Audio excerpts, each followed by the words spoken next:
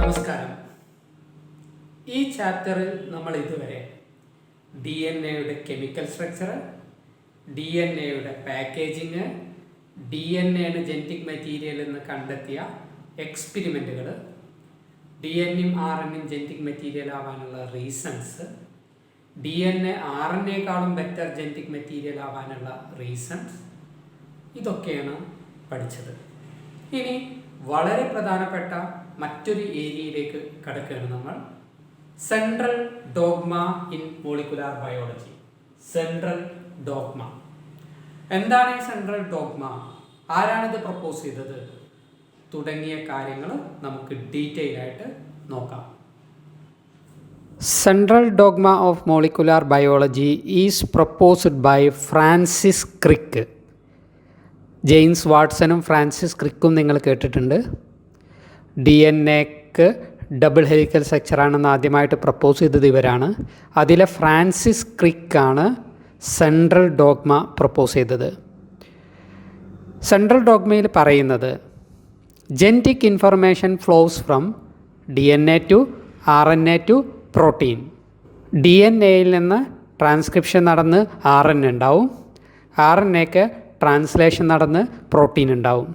ഇങ്ങനെ genetic information DNA-യിൽ നിന്ന് RNA-യിൽ നിന്ന് പ്രോട്ടീൻ ഈ ഒരു ഡയറക്ഷനിൽ ഫ്ലോ ചെയ്യുന്നതിനെയാണ് സെൻട്രൽ ഡോഗ്മ എന്ന് പറയാം.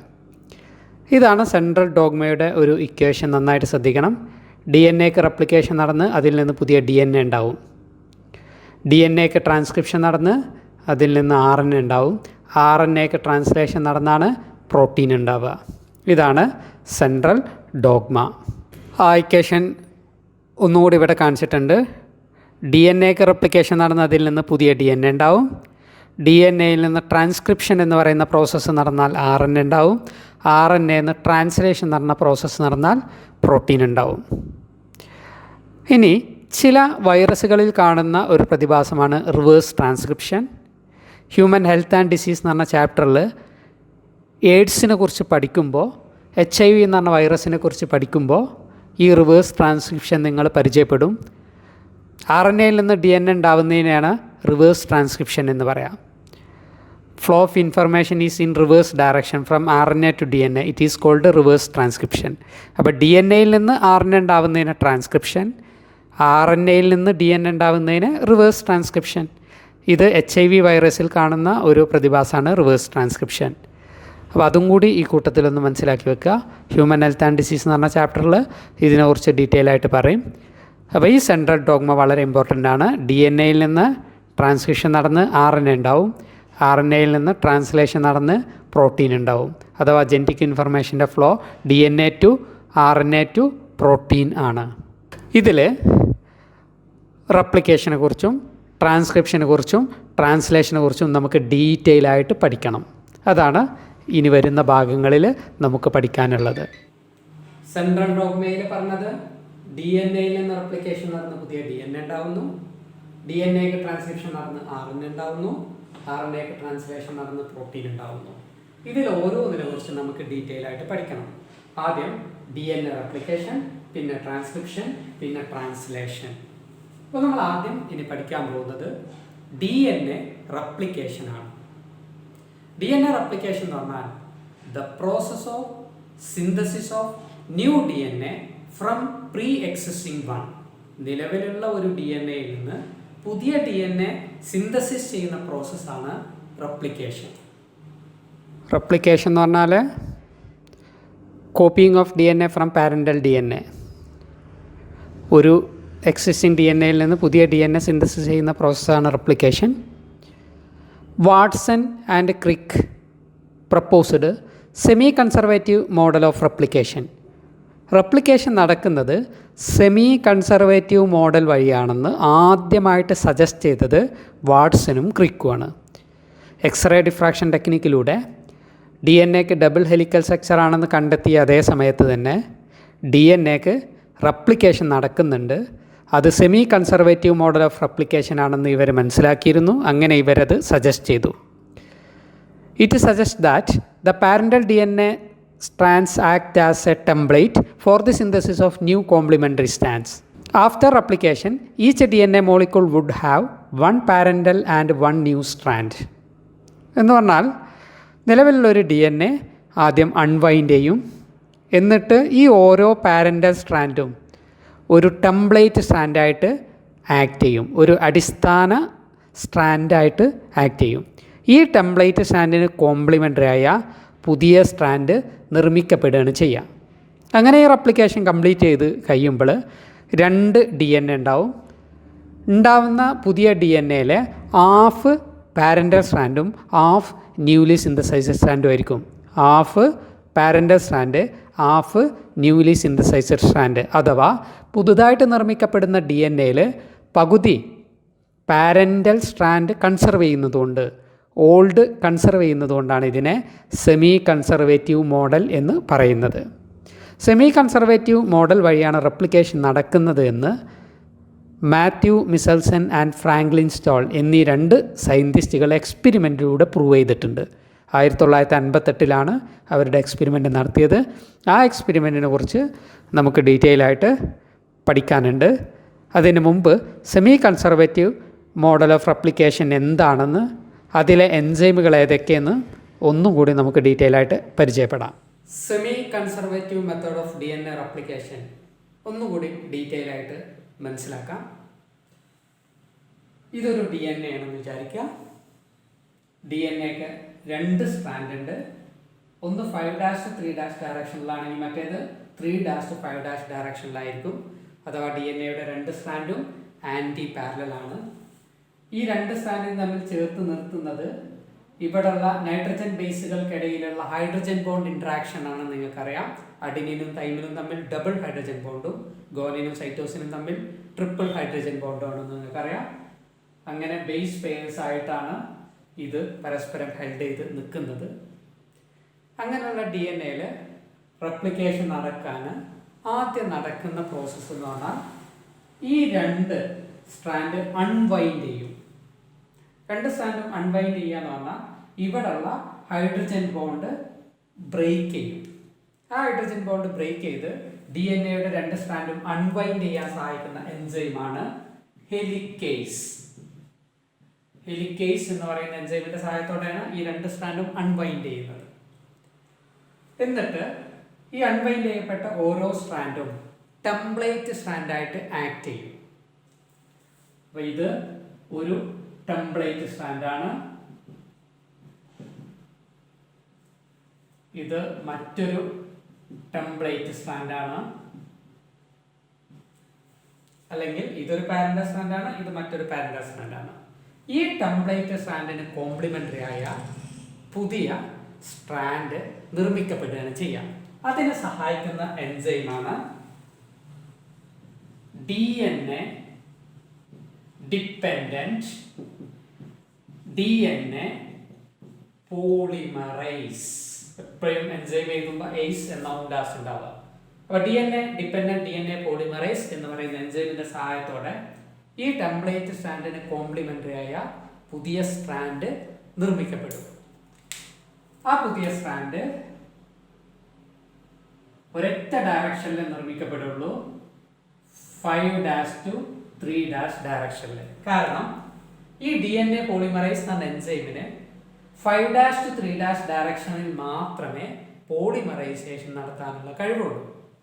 അപ്പോൾ 3' to 5' ഡയറക്ഷനിലുള്ള ഈ ടെംപ്ലേറ്റ് സ്ട്രാൻഡിന് കോംപ്ലിമെൻ്ററി ആയ പുതിയ സ്ട്രാൻഡ് വളരെ ഈസി ആയിട്ട് നിർമ്മിക്കപ്പെടും.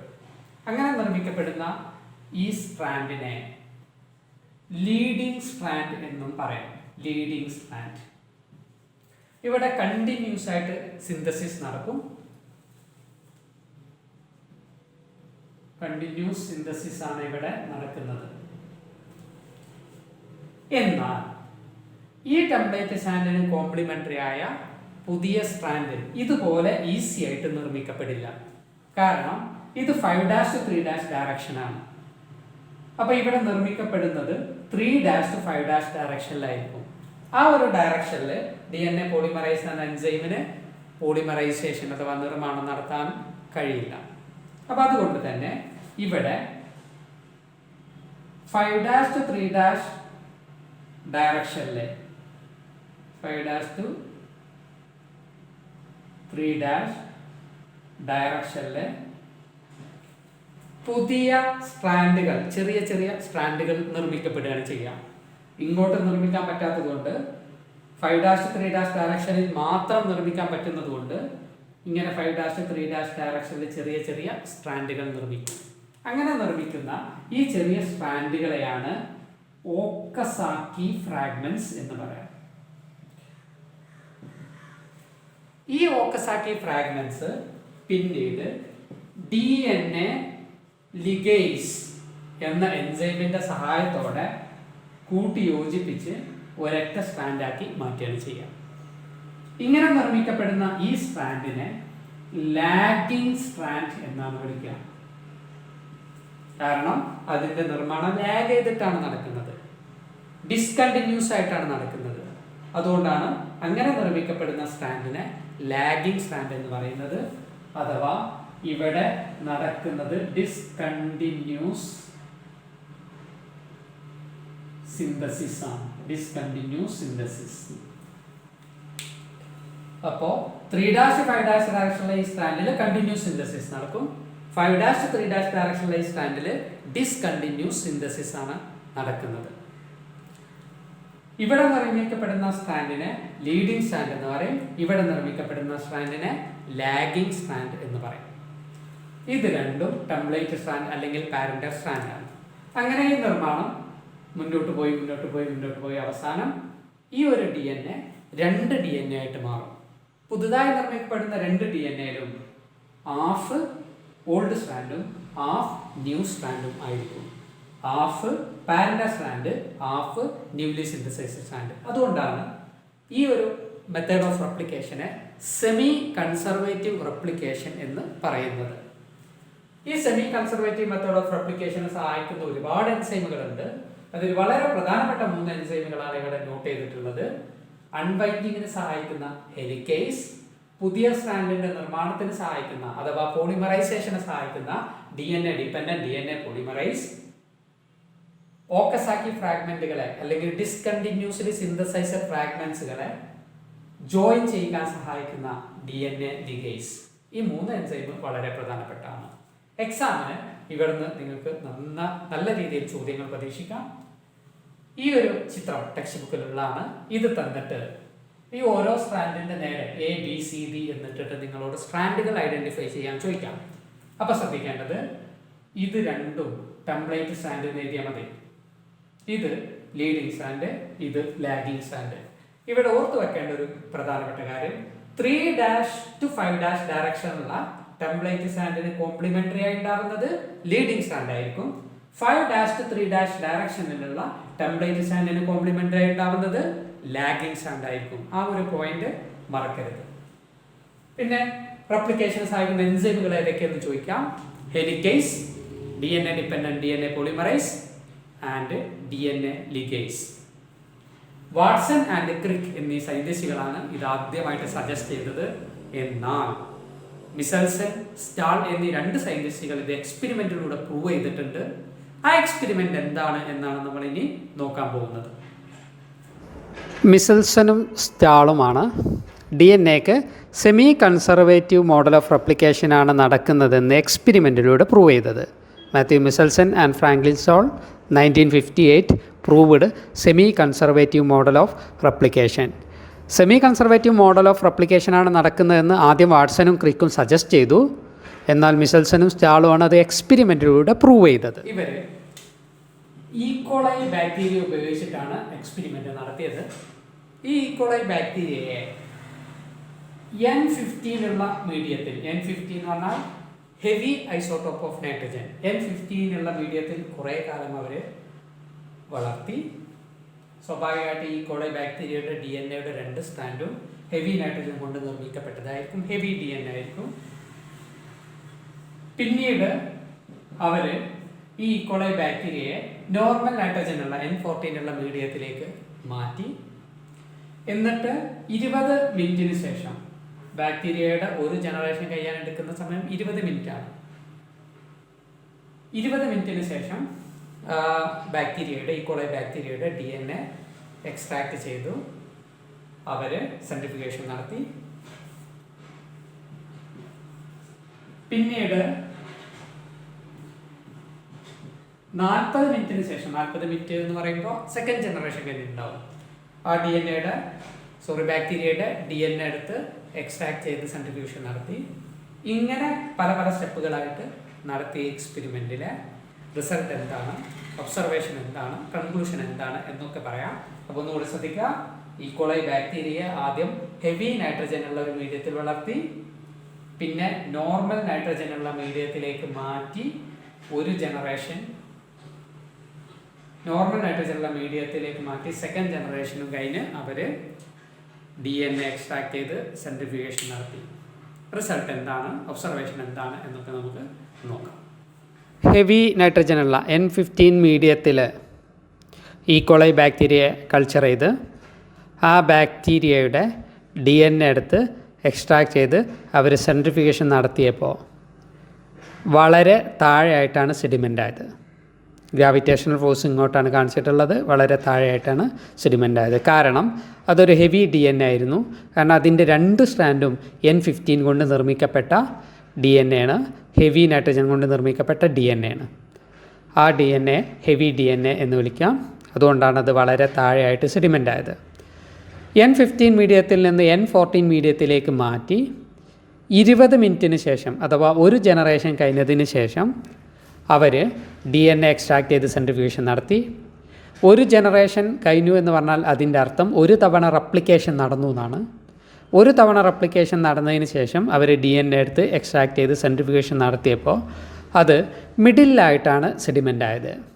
അതിനുള്ള കാരണം അതിൻ്റെ DNAയുടെ ഒരു സ്ട്രാൻഡ് N15 ഒരു സ്ട്രാൻഡ് N14 ആയിരുന്നു. 40 മിനിറ്റിന് ശേഷം, അഥവാ സെക്കൻഡ് ജനറേഷൻ കഴിഞ്ഞിട്ട് DNA എടുത്ത് സെൻട്രിഫ്യൂഗേഷൻ നടത്തി നോക്കിയപ്പോൾ 2 തരത്തിലുള്ള DNA അവർക്ക് ലഭിച്ചു. മിഡിലായിട്ട് സെഡിമെൻ്റ് ആവുന്ന DNAയും മുകളിലായിട്ട് സെഡിമെൻ്റ് ആവുന്ന N14 അഥവാ ലൈറ്റ് DNAയും ലഭിച്ചു. ഇങ്ങനൊരു റിസൾട്ട് എന്തുകൊണ്ട് കിട്ടി എന്നുള്ളത് നമ്മൾ ഒന്നുകൂടിയും സൂക്ഷ്മമായിട്ട് നോക്കാം.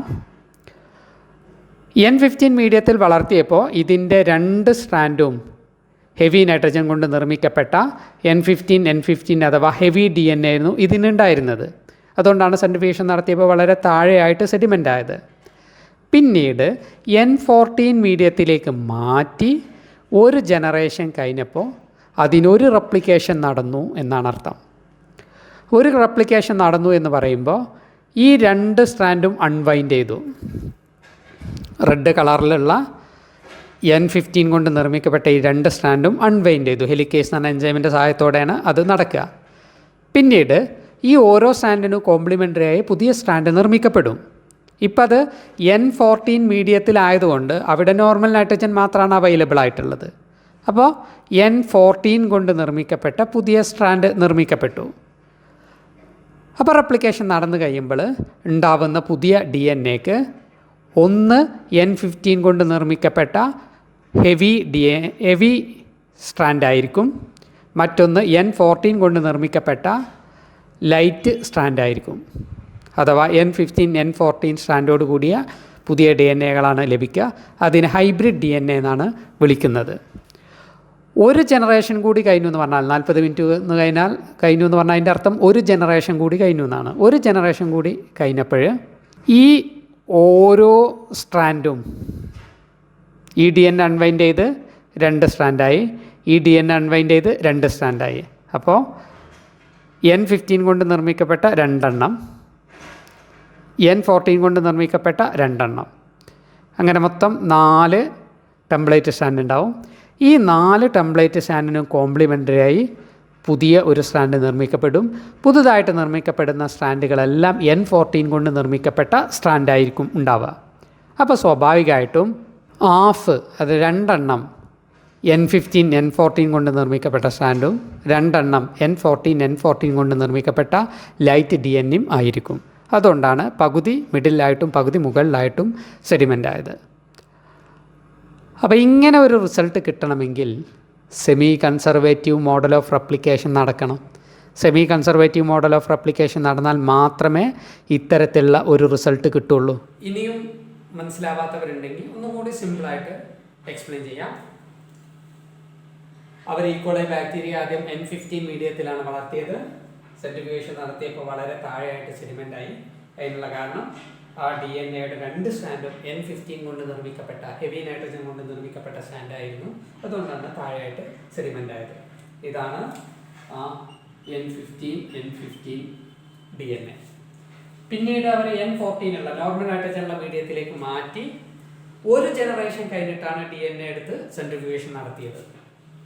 ഒരു ജനറേഷൻ കഴിഞ്ഞു എന്ന് പറഞ്ഞാൽ ഒരു തവണ റെപ്ലിക്കേഷൻ നടന്നിട്ടുണ്ടാവും. അപ്പോഴാണ് മിഡിലായിട്ട് സെഡിമെൻ്റായ DNA അവർക്ക് ലഭിച്ചത്. അതിനുള്ള കാരണം അവർക്ക് ലഭിച്ചത് N15 N14 DNA ആയിരുന്നു. അത് എങ്ങനെ കിട്ടി എന്നുള്ളത് നോക്കാം. ഒരു തവണ റെപ്ലിക്കേഷൻ നടന്നിട്ടുണ്ടല്ലോ ഒരു ജനറേഷൻ കഴിഞ്ഞപ്പോൾ. അപ്പോൾ ആദ്യം ഈ 2 സ്ട്രാൻഡും അൺബൈൻഡ് ചെയ്തു.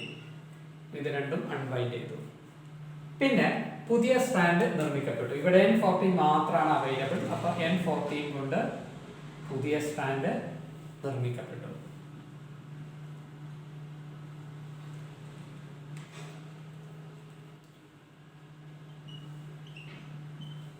അപ്പോൾ ലഭിച്ച എല്ലാ DNA ഒരു സ്ട്രാൻഡ് N15 കൊണ്ട് നിർമ്മിക്കപ്പെട്ടതും ഒരു സ്ട്രാൻഡ് N14 കൊണ്ട് നിർമ്മിക്കപ്പെട്ടതുമായിരിക്കും.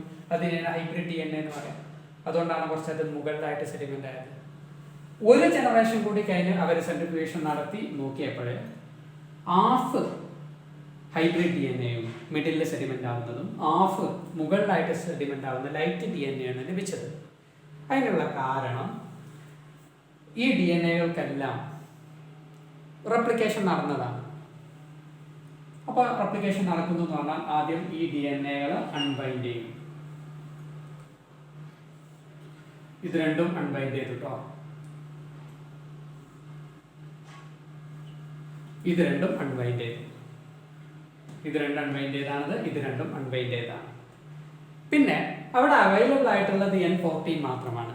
ഈ N14 കൊണ്ട് പുതിയ സ്ട്രാൻഡ് നിർമ്മിക്കപ്പെടും. അങ്ങനെ N14 കൊണ്ട് പുതിയ സ്ട്രാൻഡ് നിർമ്മിക്കപ്പെടുമ്പോൾ ഹാഫ് N15 N14 കൊണ്ട് നിർമ്മിക്കപ്പെട്ട സ്ട്രാൻഡും ഹാഫ് N14 കൊണ്ട് നിർമ്മിക്കപ്പെട്ട സ്ട്രാൻഡുമായിരിക്കും. ഇത് ലൈറ്റ് DNA ആണ്. അത് മുകളിലായിട്ട് സെഡിമെൻ്റ് ആയി. ഇത് രണ്ടും ഹെവി DNA ആണ്. ഹൈബ്രിഡ് DNA ആണ്. അത് മിഡിലായിട്ട് സെഡിമെൻ്റ് ആയി. അപ്പോൾ ഇങ്ങനെ ഒരു റിസൾട്ട് ലഭിക്കണമെങ്കിൽ DNA-ക്ക് semi conservative model of replication നടക്കണം. അങ്ങനെയാണ് എക്സ്പെരിമെൻറ്റിലൂടെ മീസൽസിനും സ്റ്റാളും DNA-ക്ക് semi conservative method of replication ആണ് നടക്കുന്നതെന്ന് പ്രൂവ് ചെയ്തത്. ടൈലർ എന്ന് പറയുന്ന scientist Vicia faba, common name faba ബീൻസിൽ, റേഡിയോ ആക്റ്റീവ് തൈമിഡിൻ ഉപയോഗിച്ച് നടത്തിയ എക്സ്പെരിമെൻറ്റിലൂടെയും DNA in chromosomes also replicate semi conservatively എന്ന് പ്രൂവ് ചെയ്തു.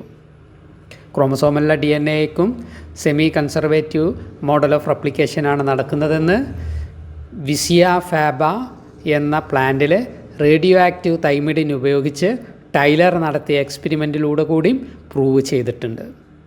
നമ്മൾ റെപ്ലിക്കേഷൻ പഠിച്ചു കഴിഞ്ഞു. റെപ്ലിക്കേഷൻ സെമി കൺസർവേറ്റീവ് മോഡലാണ് എന്ന് മനസ്സിലാക്കി. അത് മീസൽസനും സ്റ്റാളും എക്സ്പെരിമെൻറ്റിലൂടെ പ്രൂവ് ചെയ്തത് എങ്ങനെയെന്ന് മനസ്സിലാക്കി. ടൈലർ എന്ന് പറയുന്ന സയൻറ്റിസ്റ്റും എക്സ്പെരിമെൻറ്റിലൂടെ അത് പ്രൂവ് ചെയ്തു എന്ന് നമ്മൾ മനസ്സിലാക്കി. ഇനി റെപ്ലിക്കേഷനായിട്ട് ബന്ധപ്പെട്ട് ഒരു പോയിൻ്റ് കൂടി നിങ്ങൾ ഓർത്തു വെക്കണം. In eukaryotes the replication of DNA takes place at S phase of the cell cycle. Cell സൈക്കിളിലെ എസ് ഫേസിലാണ് റെപ്ലിക്കേഷൻ നടക്കുന്നത്. Failure in cell division after DNA replication results in polyploid. Replication നടന്നതിന് ശേഷം അതിൻ്റെ തുടർച്ചയായിട്ട് സെൽ ഡിവിഷൻ നടക്കണം. അത് ഇല്ലാതാവുമ്പോഴാണ് polyploidy എന്ന് പറയുന്ന അവസ്ഥ ഉണ്ടാവുന്നത്. നമ്മൾ കഴിഞ്ഞ ചാപ്റ്ററിൽ പോളിപ്ലോയിഡ് പഠിച്ചതാണ്. ജെനറ്റിക് ഡിസോർഡറിൽ അന്യൂപ്ലോയിഡും പോളിപ്ലോയിഡും പറഞ്ഞിരുന്നു. അപ്പോൾ ഈ പോളിപ്ലോയിഡ് എന്ന് പറഞ്ഞ അവസ്ഥ ഉണ്ടാവാനുള്ള കാരണം റെപ്ലിക്കേഷൻ നടന്ന് അതിൻ്റെ തുടർച്ചയായിട്ട് സെൽ ഡിവിഷൻ നടക്കാത്തൊരവസ്ഥ വരുമ്പോഴാണ് പോളിപ്ലോയിഡ് എന്ന് പറഞ്ഞ അവസ്ഥ ഉണ്ടാവുന്നത്. സെൻട്രൽ ഡോഗ്മയിൽ നിന്നാണ് നമ്മൾ തുടങ്ങിയത്. DNA replication DNA transcription RNA translation protein. അതിൽ DNA-യിൽ നിന്ന് റെപ്ലിക്കേഷൻ നടന്ന് പുതിയ DNA ഉണ്ടാകുന്നത് എങ്ങനെയെന്ന് നമ്മൾ പഠിച്ചു കഴിഞ്ഞു. Semi conservative model of replication ആണെന്ന് നമ്മൾ മനസ്സിലാക്കി. ഇനി നമുക്ക് പഠിക്കാനുള്ളത് DNA-യിൽ നിന്നും ജനറ്റിക് ഇൻഫർമേഷൻ RNA ആയിട്ട് കോപ്പി ചെയ്യുന്ന ട്രാൻസ്ക്രിപ്ഷൻ എന്ന് പറയുന്ന പ്രോസസ്സിനെ കുറിച്ചാണ്. ട്രാൻസ്ക്രിപ്ഷൻ എന്ന് പറഞ്ഞാൽ the process of copying genetic information from one strand of the DNA into RNA. DNA-യിൽ നിന്ന് ജനറ്റിക് ഇൻഫർമേഷൻ RNA ആയി കോപ്പി ചെയ്യുന്ന പ്രോസസ്സാണ് ട്രാൻസ്ക്രിപ്ഷൻ. ഈ ട്രാൻസ്ക്രിപ്ഷൻ എന്ന് പറയുന്ന പ്രോസസ്സിനെ കുറിച്ചാണ് നമ്മൾ ഡീറ്റെയിൽ ആയിട്ട് പഠിക്കാൻ പോകുന്നത്. അപ്പോൾ ഇതാണ് DNA എന്ന് കരുതുക. ഇതാണ് DNA-യുടെ ഒരു സ്റ്റാൻഡ് എങ്കിൽ അതിന് കോംപ്ലിമെൻ്ററി ആയ രണ്ടാമത്തെ സ്റ്റാൻഡാണിത്. ഇത് 3' 5' ഡയറക്ഷൻ ആണെങ്കിൽ ഇത് 5' 3' ഡയറക്ഷൻ ആയിരിക്കും. ഇങ്ങനെയുള്ള DNA-യിലെ ജനറ്റിക് ഇൻഫർമേഷൻ RNA ആയിട്ട് കോപ്പി ചെയ്യുന്ന പ്രോസസ്സാണ് ട്രാൻസ്ക്രിപ്ഷൻ. അപ്പോൾ ഒരു സ്റ്റാൻഡിൽ നിന്നാണ് ജനറ്റിക് ഇൻഫർമേഷൻ RNA ആയിട്ട് കോപ്പി ചെയ്യുക. ഇവിടെയുള്ള ഈ സ്റ്റാൻഡിൽ നിന്ന് ജനറ്റിക് ഇൻഫർമേഷൻ RNA ആയിട്ട് കോപ്പി ചെയ്യുന്നത് എങ്ങനെ നോക്കാം.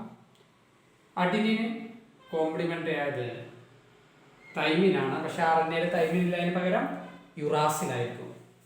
ഗോനിന് കോംപ്ലിമെൻ്ററി ആയത് സൈറ്റോസിൻ, സിക്ക് G, tick A, tick A, എക്ക് U. അതാണ് പ്രത്യേകം ശ്രദ്ധിക്കേണ്ടത്. RNA-യിൽ തൈമിനില്ല, അതിന് പകരം യുറാസിലായിരിക്കും.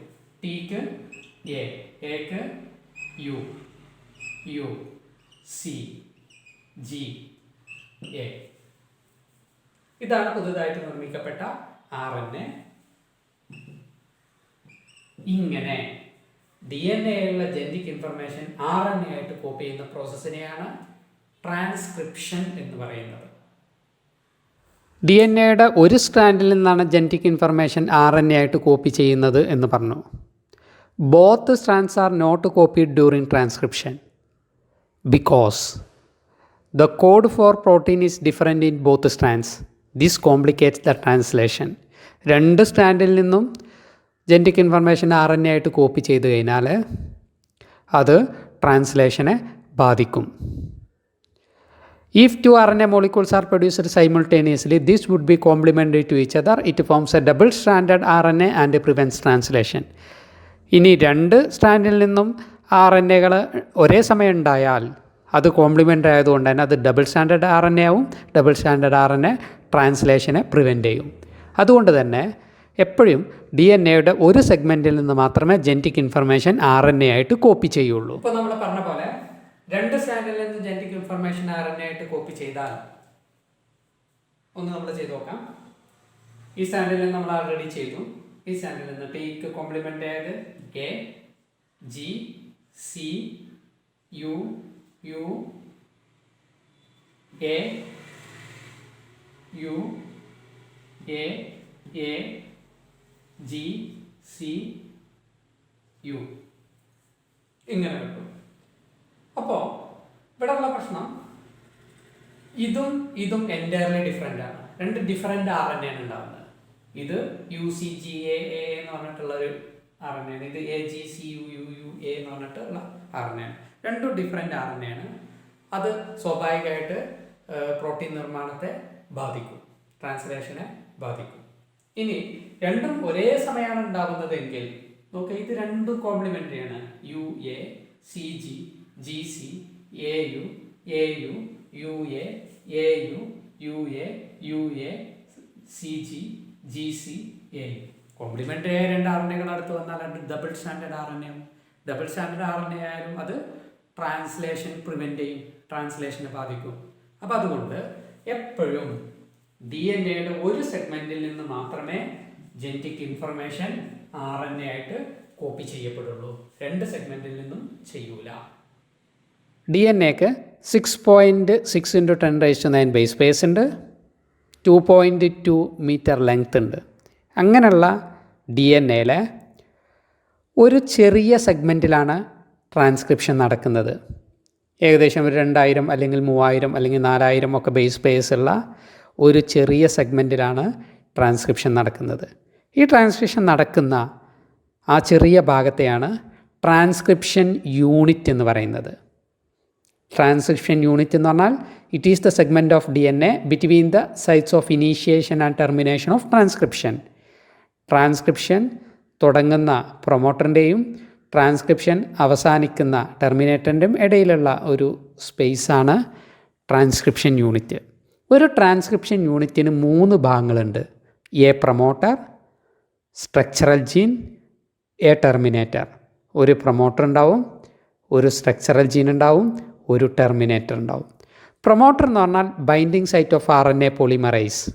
ട്രാൻസ്ക്രിപ്ഷന് സഹായിക്കുന്ന എൻസൈമാണ് DNA ഡിപ്പെൻഡൻറ്റ് RNA പോളിമറൈസ്. ഈ എൻസൈമിൻ്റെ ബൈൻഡിങ് സൈറ്റാണ് പ്രൊമോട്ടർ എന്നറിയപ്പെടുന്നത്. സ്ട്രക്ചറൽ ജീൻ എന്ന് പറഞ്ഞാൽ regions between promoter and terminator where transcription takes place. പ്രൊമോട്ടറിൻ്റെയും ടെർമിനേറ്ററിൻ്റെയും ഇടയിലുള്ള ഈ ഭാഗമാണ് സ്ട്രക്ചറൽ ജീൻ. അവിടെയാണ് ട്രാൻസ്ക്രിപ്ഷൻ നടക്കുന്നത്. ടെർമിനേറ്റർ എന്ന് പറഞ്ഞാൽ the site where transcription stops located towards 3' end. ഇപ്പോൾ 3' എൻഡിലാണ് ടെർമിനേറ്റർ കാണുക, അവിടെയാണ് ട്രാൻസ്ക്രിപ്ഷൻ അവസാനിക്കുക. 5' എൻഡിലാണ് ട്രാൻസ്ക്രിപ്ഷൻ ആരംഭിക്കുക, ആ ഭാഗത്താണ് പ്രൊമോട്ടർ. അപ്പോൾ ഇത്രയാണ് നമ്മൾ മനസ്സിലാക്കേണ്ടത്. ഒരു ട്രാൻസ്ക്രിപ്ഷൻ യൂണിറ്റിന് 3 ഭാഗങ്ങൾ: ഒരു പ്രൊമോട്ടറുണ്ട്, സ്ട്രക്ചറൽ ജീനുണ്ട്, ടെർമിനേറ്റർ ഉണ്ട്. ഈ സ്ട്രക്ചറൽ ജീനിന് 2 ഭാഗങ്ങളുണ്ട്: ഒരു ടെംപ്ലേറ്റ് സ്റ്റാൻഡുണ്ട്, ഒരു കോഡിംഗ് സ്റ്റാൻഡുണ്ട്. 3' to 5' ഡയറക്ഷനിലുള്ളതാണ് ടെംപ്ലേറ്റ് സ്റ്റാൻഡ്. 5' to 3' ഡയറക്ഷനിലാണ് കോഡിംഗ് സ്റ്റാൻഡ്. ഈ ടെംപ്ലേറ്റ് സ്റ്റാൻഡിന് കോംപ്ലിമെൻ്ററി ആയ പുതിയ RNA ആണ് നിർമ്മിക്കപ്പെടുക.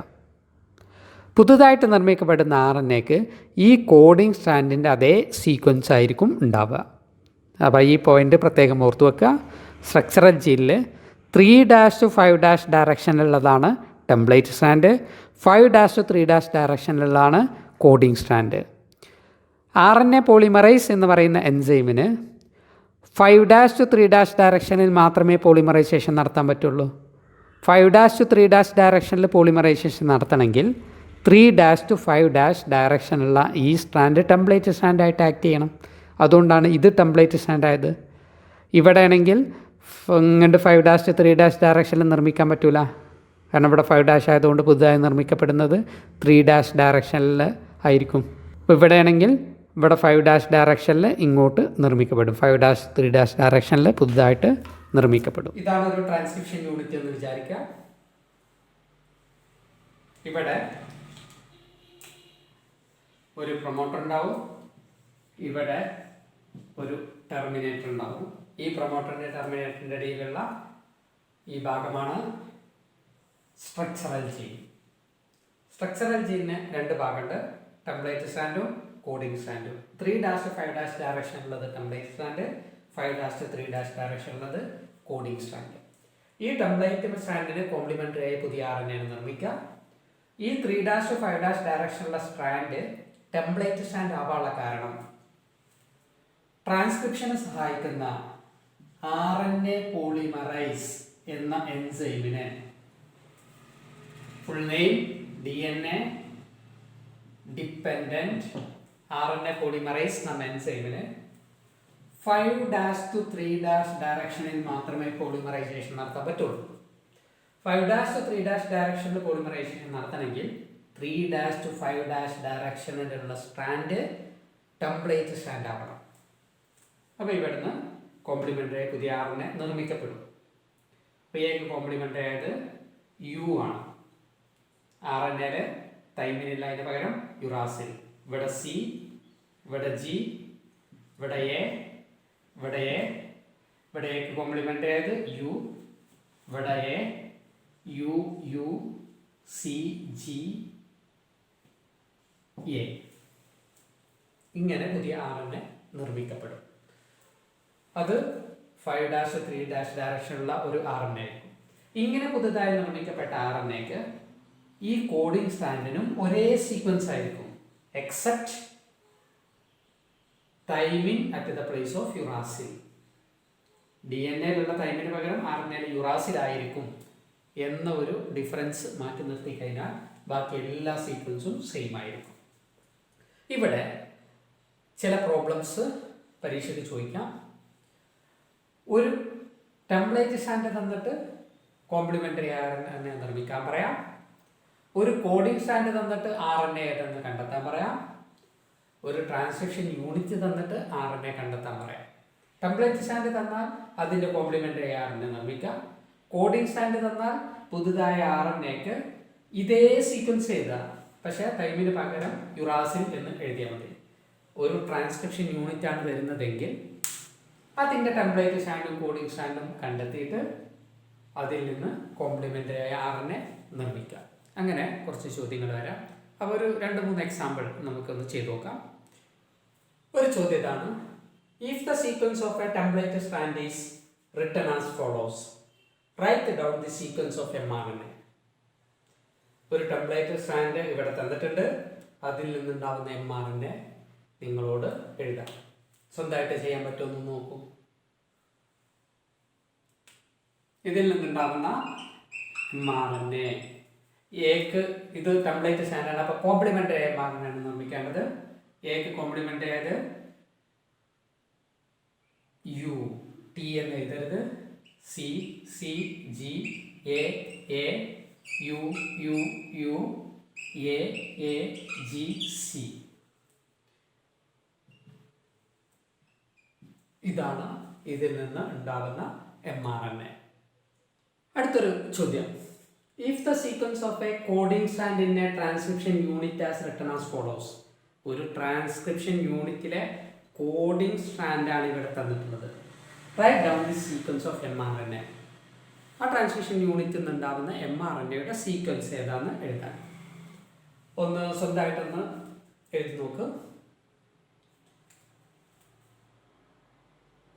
ഇതിനുള്ള ആൻസർ ഇതാണ്: A, U, G, G, C, U, U, A, A, A, U, U.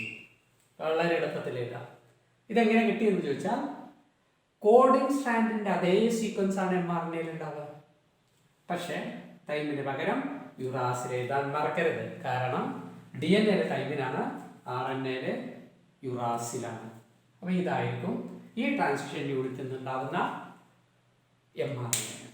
അപ്പോൾ ഇങ്ങനെ ടെംപ്ലേറ്റ് സ്റ്റാൻഡ് തന്നാൽ അതിന് കോംപ്ലിമെൻ്ററി RNA നിർമ്മിക്കാം. കോഡിംഗ് സ്റ്റാൻഡ് തന്നാൽ അതേ സീക്വൻസ് ആണ് RNA ആയിട്ട് എഴുതേണ്ടത്. പക്ഷെ മറക്കരുത്, ടൈമിന് പകരം യുറാസിൽ എഴുതണം.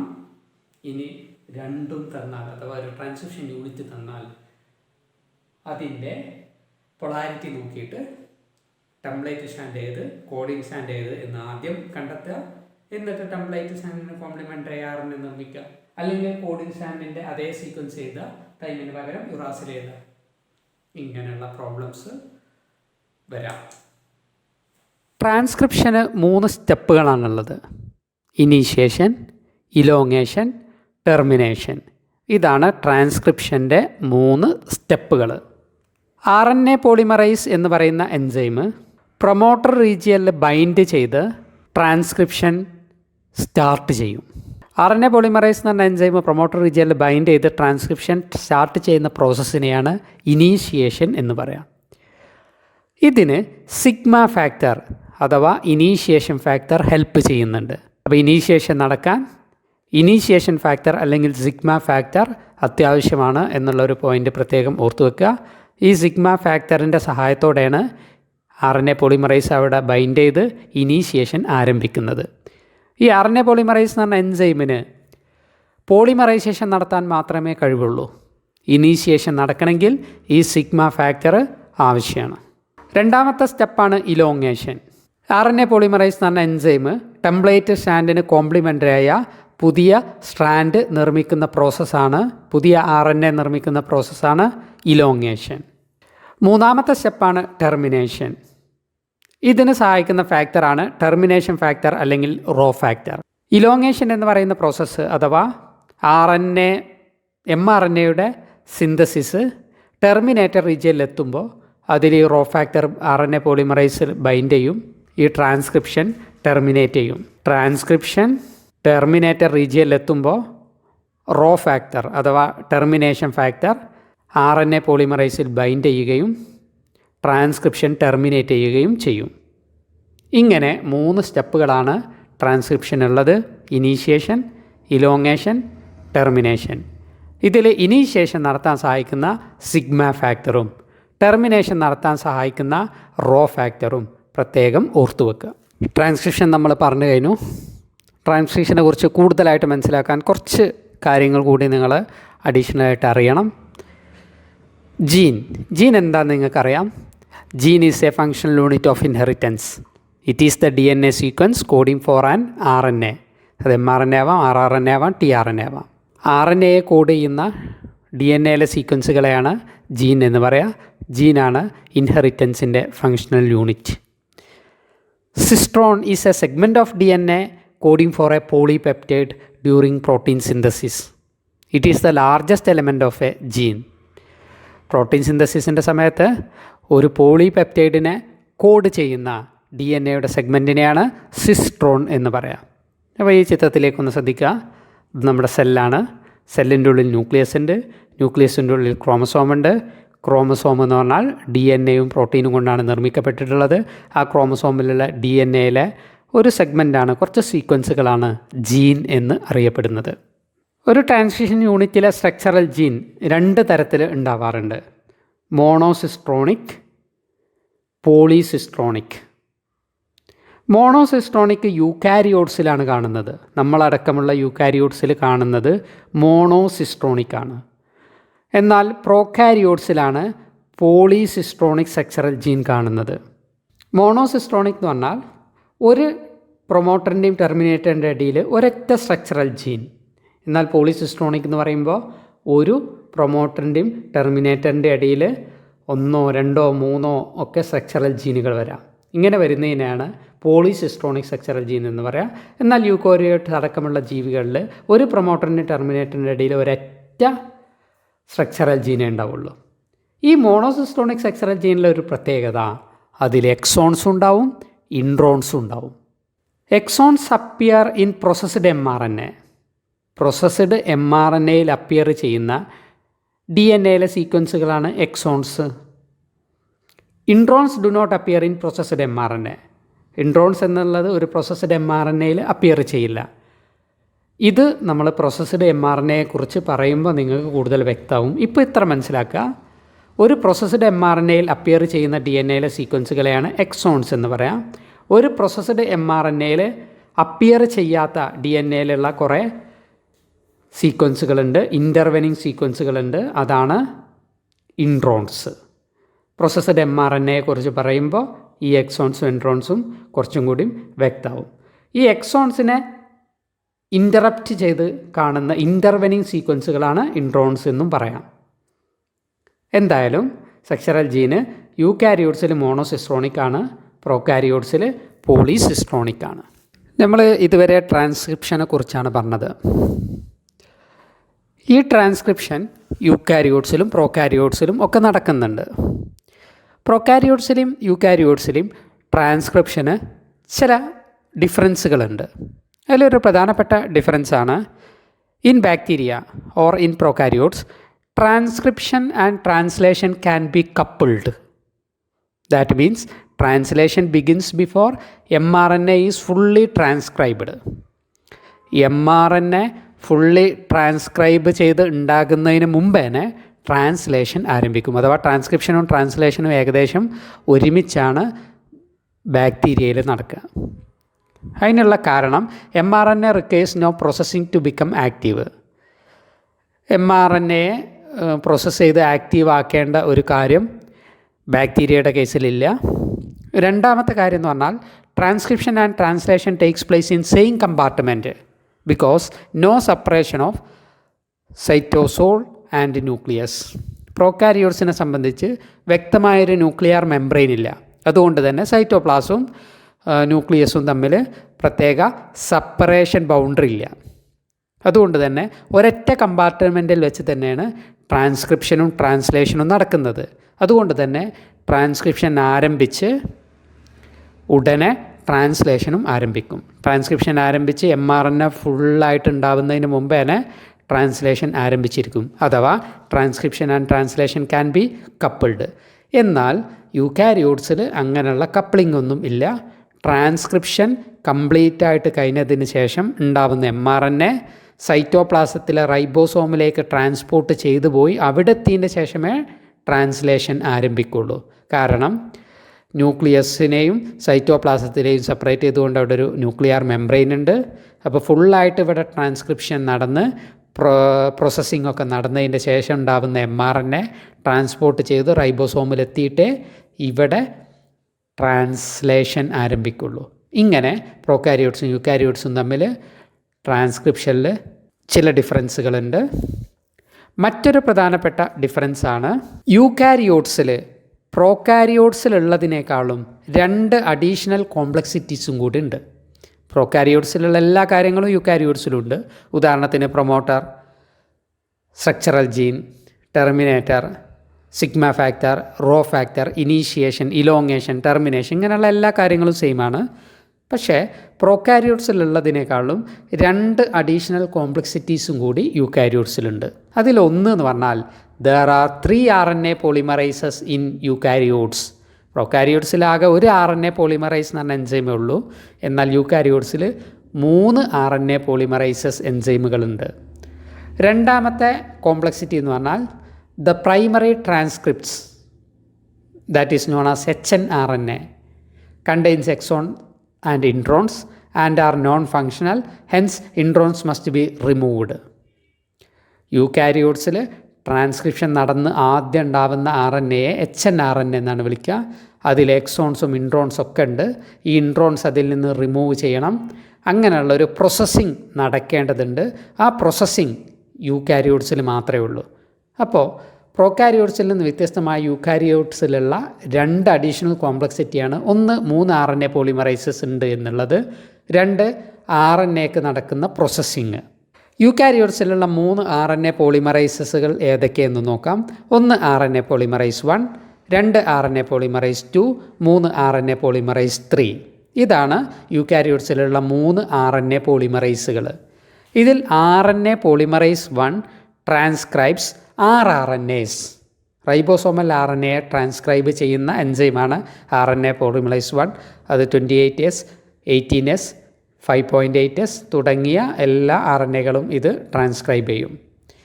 RNA polymerase 2 transcribes the heterogeneous nuclear RNA അഥവാ hnRNA. നമ്മൾ തൊട്ട് മുമ്പ് പരിചയപ്പെട്ട hnRNA അഥവാ DNA-യിൽ നിന്ന് പ്രൈമറി ആയിട്ടുണ്ടാവുന്ന RNA hnRNA ട്രാൻസ്ക്രൈബ് ചെയ്യുന്നത് RNA പോളിമറൈസ് 2 ആണ്. It is the precursor of mRNA. ഈ hnRNA ആണ് പിന്നീട് mRNA ആയിട്ട് മാറുന്നത്. അതുകൊണ്ടാണ് hnRNA പ്രിക്കേഴ്സർ ഓഫ് mRNA എന്ന് വിളിക്കുന്നത്. മൂന്നാമത്താണ് RNA polymerase 3. It transcribes tRNA, 5S rRNA, snRNA, snRNA means small nuclear RNA തുടങ്ങിയവ ട്രാൻസ്ക്രൈബ് ചെയ്യുന്ന RNA പോളിമറൈസ് ആണ് RNA പോളിമറൈസ് 3. യൂകാരിയോട്സിലുള്ള രണ്ടാമത്തെ അഡീഷണൽ കോംപ്ലക്സിറ്റിയാണ് പ്രോസസ്സിംഗ്. ഇതൊരു ട്രാൻസ്ക്രിപ്ഷൻ യൂണിറ്റ് ആണെന്ന് വിചാരിക്കുക. അവിടെ ഒരു പ്രൊമോട്ടർ ഉണ്ട്, സ്ട്രക്ചറൽ ജീൻ ഉണ്ട്, ടെർമിനേറ്റർ ഉണ്ട്. ഈ സ്ട്രക്ചറൽ ജീനിൽ ഒന്ന് ടെംപ്ലേറ്റ് സ്ട്രാൻഡും മറ്റൊന്ന് കോഡിംഗ് സ്ട്രാൻഡുമാണ്. യൂകാരിയോട്സിൽ RNA പോളിമറൈസ് എന്ന് പറഞ്ഞ എൻസൈം പ്രൊമോട്ടർ റീജിയനിൽ വന്ന് ബൈൻഡ് ചെയ്യും, ഇനീഷ്യേഷൻ നടക്കും, പിന്നീട് അങ്ങോട്ട് ട്രാൻസ്ക്രിപ്ഷൻ എന്ന് പറഞ്ഞ പ്രോസസ്സ് നടക്കും. ആ ട്രാൻസ്ക്രിപ്ഷൻ എന്ന് പറഞ്ഞ പ്രോസസ്സ് നടക്കുമ്പോൾ ആദ്യം ഉണ്ടാകുന്ന RNA hnRNA എന്നാണ് വിളിക്കുക. Full form heterogeneous nuclear RNA. ഈ hnRNA ഇനാക്റ്റീവ് ആണ്. അതിൻ്റെ പ്രത്യേകത അതിൽ ഇൻട്രോൺസ് ഉണ്ട്. ഈ ചുവന്ന നിറത്തിൽ കാണിച്ചിട്ടുള്ളത് ഇൻട്രോൺസ് ആണ്. എക്സോൺസും അതിൻ്റെ ഇടയിൽ ഇൻട്രോൺസും കാണും. ഇങ്ങനെയുള്ള ഈ hnRNA-യുടെ പ്രോസസ്സിംഗ് നടക്കുമ്പോഴാണ് അത് mRNA ആയിട്ട് മാറുക. ഈ hnRNA-യിൽ നിന്നാണ് പിന്നീട് mRNA ഉണ്ടാകുന്നത്. hnRNA-യിൽ നിന്ന് mRNA ഉണ്ടാകുന്ന പ്രോസസ്സിനെയാണ് പ്രോസസ്സിംഗ് എന്ന് പറയുക. ഈ പ്രോസസ്സിംഗ് എന്ന് പറയുന്ന പ്രോസസ്സ് യൂകാരിയോട്സിൽ മാത്രമാണ് കാണുന്നത്. ഈ പ്രോസസ്സിങ്ങിൻ്റെ സ്റ്റെപ്പുകൾ എന്തൊക്കെയാണെന്നുള്ളത് നമുക്ക് നോക്കാം. ഒന്നാമത്തെ സ്റ്റെപ്പാണ് സ്പ്ലൈസിംഗ്. സ്പ്ലൈസിംഗ് എന്ന് പറഞ്ഞാൽ ഇൻട്രോൺസുകൾ റിമൂവ് ചെയ്ത് എക്സോൺസ് ഒരു ഡിഫൈൻഡ് ഓർഡറിൽ ജോയിൻ ചെയ്യുന്നതിനാണ് സ്പ്ലൈസിംഗ് എന്ന് പറയാം. ഇവിടെയുള്ള ഇൻട്രോൺസ് ഒക്കെ റിമൂവ് ചെയ്യാം, എന്നിട്ട് എക്സോൺസ് ഒരു പ്രത്യേക ഓർഡറിൽ ജോയിൻ ചെയ്യാം. അപ്പോൾ സ്പ്ലൈസിംഗ് എന്ന് പറഞ്ഞാൽ introns are removed, exons are joined in a defined order. അപ്പോൾ സ്പ്ലൈസിംഗ് നടന്നു കഴിയുമ്പോൾ ഇങ്ങനെ ലഭിക്കും. അപ്പോൾ ഇതിൽ ഇൻട്രോൺസ് ഒക്കെ റിമൂവ് ചെയ്തു, എക്സോൺസ് മാത്രമാണുള്ളത്. സ്പ്ലൈസിങ് നടന്നു കഴിഞ്ഞാൽ അടുത്ത സ്റ്റെപ്പാണ് ക്യാപ്പിംഗ്. സ്പ്ലൈസിങ് നടന്നു കഴിഞ്ഞാൽ അടുത്ത സ്റ്റെപ്പ് ക്യാപ്പിംഗ്. ക്യാപ്പിംഗ് എന്ന് പറഞ്ഞാൽ ഇതിൻ്റെ 5' എൻഡിൽ ഒരു അഡീഷണൽ ന്യൂക്ലിയോടൈഡ് ആഡ് ചെയ്യുന്ന പ്രോസസ്സാണ് ക്യാപ്പിംഗ്. ആ അഡീഷണൽ ന്യൂക്ലിയോടൈഡാണ് methyl guanosine triphosphate, MGPPP. Methyl guanosine triphosphate എന്ന് പറയുന്ന ഒരു അഡീഷണൽ ന്യൂക്ലിയോടൈഡ് 5' എൻഡിൽ ആഡ് ചെയ്യുന്ന പ്രോസസ്സാണ് ക്യാപ്പിംഗ്. ക്യാപ്പിംഗ് നടന്നു കഴിഞ്ഞാലുള്ള അടുത്ത പ്രോസസ്സാണ് ടെയിലിംഗ്.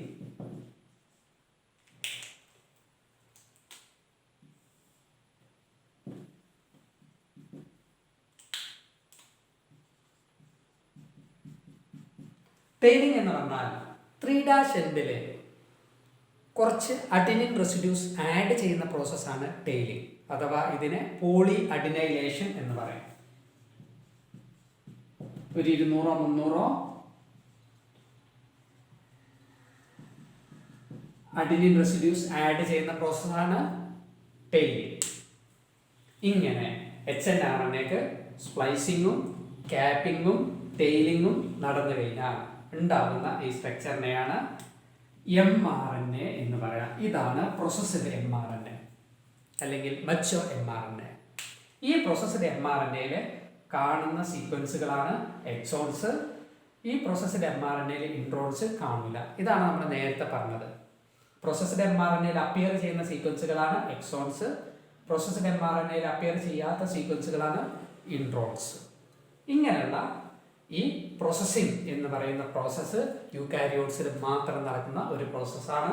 വളരെ ഇമ്പോർട്ടൻ്റ് ആണത്. പ്രോസസ്സിങ്ങിൻ്റെ സ്റ്റെപ്പുകളാണ് സ്പ്ലൈസിംഗ്, ക്യാപ്പിംഗ് ആൻഡ് ടെയിലിംഗ്. ഈ പ്രോസസ്സിംഗ് കാണിക്കുന്ന ടെക്സ്റ്റ് ബുക്കിൽ ഒരു ചിത്രമുണ്ട്, അതും കൂടി ഒന്ന് നമുക്ക് നോക്കാം. നമ്മളിപ്പോൾ പറഞ്ഞ പ്രോസസ്സിംഗ് കാണിക്കുന്ന ടെക്സ്റ്റ് ബുക്കിലുള്ള ഒരു ചിത്രമാണിത്. പ്രോസസ്സിങ്ങിൻ്റെ സ്റ്റെപ്പുകളായ ക്യാപ്പിംഗ്, സ്പ്ലൈസിങ്, ടെയിലിംഗ് തുടങ്ങിയവയെല്ലാം ഇതിൽ കാണിച്ചിട്ടുണ്ട്.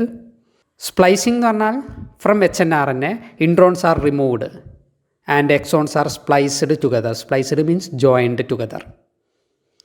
ഇവിടെയുള്ള ഇൻട്രോൺസ് റിമൂവ് ചെയ്യുക, എന്നിട്ട് എക്സോൺസ് കൂട്ടി യോജിപ്പിക്കുക. അതാണ് സ്പ്ലൈസിങ്.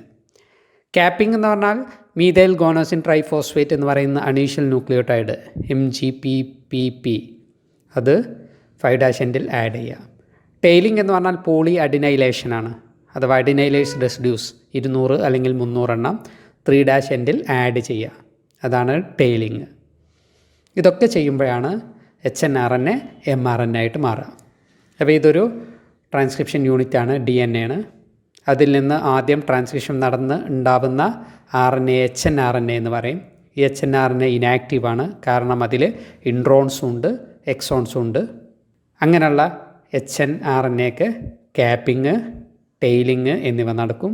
ഒപ്പം ഈ ഇൻട്രോൺസ് റിമൂവ് ചെയ്ത് എക്സോൺസ് പരസ്പരം ജോയിൻ ചെയ്യിപ്പിക്കും. അതിനെ സ്പ്ലൈസിങ് എന്നാണ് പറയുക. ക്യാപ്പിങ്ങും സ്പ്ലൈസിങ്ങും ടെയിലിങ്ങും നടന്നു കഴിഞ്ഞാൽ ഉണ്ടാവുന്ന RNA ആണ് mRNA അല്ലെങ്കിൽ fully processed mRNA, mature mRNA എന്നൊക്കെ വിളിക്കുന്നത്.